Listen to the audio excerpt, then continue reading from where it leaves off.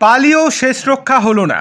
অবশেষে কেন্দ্রীয় তদন্তকারী সংস্থা এনআইএর হাতে গ্রেপ্তার তৃণমূলের দাপুটে স্থানীয় নেতা।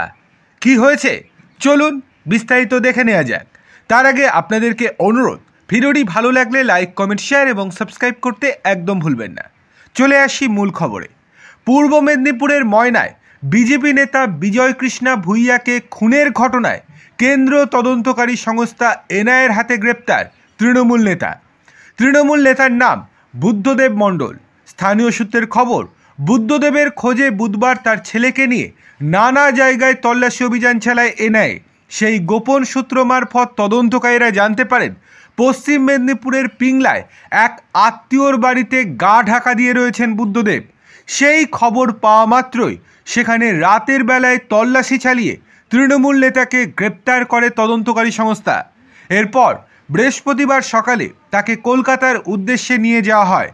গত 2023 সালের 1 মে সন্ধ্যায় বুথ সভাপতি বিজয়কে অপহরণ করা হয়েছে বলে অভিযোগ তুলেছিলেন স্ত্রী লক্ষ্মী ভূঁইয়া।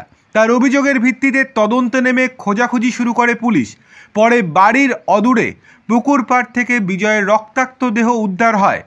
এই ঘটনায় নাম জড়ায় একাধিক তৃণমূল নেতাকর্মীর। অন্তত 34 জনের বিরুদ্ধে ময়না থানায় অভিযোগ দায়ের করা হয়। গ্রেপ্তারও হন 8 জন, পরে 5 জন জামিনে মুক্ত হন।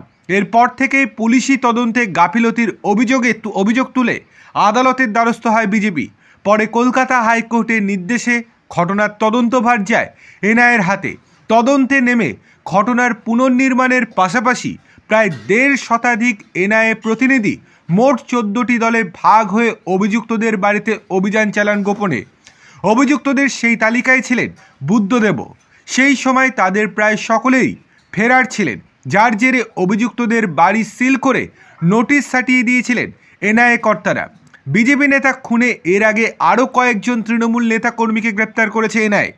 কেন্দ্রীয় সংস্থার হাতে গ্রেপ্তার হন ময়না ব্লক তৃণমূলের প্রাক্তন সহসভাপতি অমিতাভ ওরফে বাবু ভঞ্জ এবং বাগচা অঞ্চল তৃণমূলের প্রাক্তন সহসভাপতি সুজিত কর। পরে বাগচার গোড়ামহল এলাকা থেকে গ্রেপ্তার হন নবকুমার মণ্ডল নামে আরও এক তৃণমূল কর্মী। আর গতকাল গ্রেপ্তার হলেন এই নতুন নেতা।